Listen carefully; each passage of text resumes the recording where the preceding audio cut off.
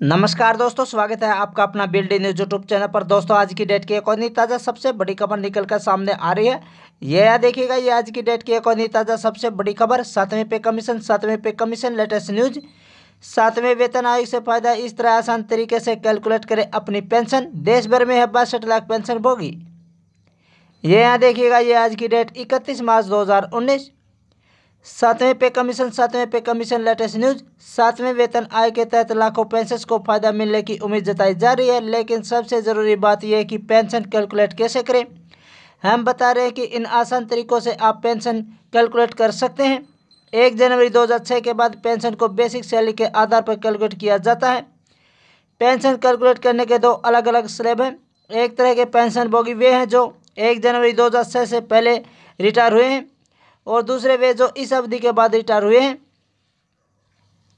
7वें वेतन आयोग के तहत केंद्र और राज्य सरकार के कर्मचारियों के मन में सैलरी के साथ ही पेंशन को लेकर भी कई तरह की दुविधाएं थी, जिनमें एक ये भी था कि पेंशन को कैलकुलेट कैसे करें और क्या इसमें कोई बढ़ोतरी भी हुई है। करीब 49 लाख केंद्रीय कर्मचारी और 62 लाख पेंशन भोगी हैं। 7वें वेतन आयोग 7वें पे कमीशन को हरी झंडी मिलने के बाद लाखों पेंशनर्स को फायदा मिलने की उम्मीद जताई जा रही है। 7वें सीपीसी लेटेस्ट न्यूज टुडे। यहाँ बता दूं कि जो भी कर्मचारी पेंशन नियमों के अनुसार रिटायर हुए हैं और उन्होंने कम से कम 10 साल तक नौकरी की है, वे पेंशन पाने योग्य हैं। वही अगर फैमिली पेंशन की बात करें तो पति की मौत के बाद विधवा भी पेंशन पाने के हकदार हैं।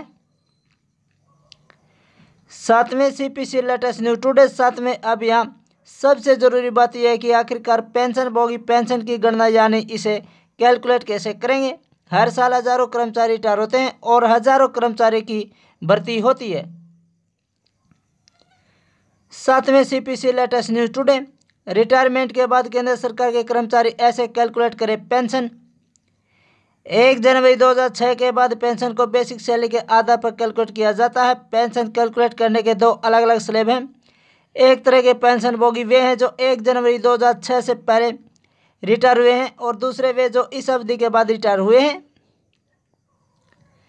7वें सीपीसी लेटेस्ट न्यूज टुडे। पहले न्यूनतम पेंशन उसे निकालने का तरीका स्पष्ट किया था, लेकिन अब इसे धीरे धीरे स्पष्ट किया जा रहा है। कर्मचारियों की मांग थी कि न्यूनतम पेंशन उनकी बेसिक सैलरी की 50% हो। 7वें सीपीसी लेटेस्ट न्यूज टुडे। मालूम हो कि न्यूनतम पेंशन फिलहाल 9,000 रुपये प्रति महीने है।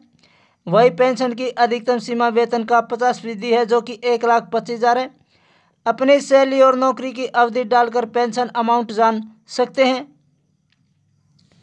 7वें सीपीसी लेटेस्ट न्यूज टुडे।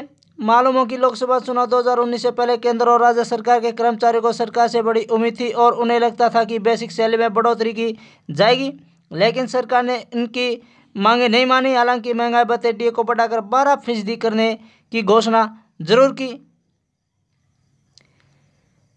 दोस्तों, ये थी आज की हमारी वीडियो। अच्छी लगी तो शेयर करें, सब्सक्राइब करें। नमस्कार।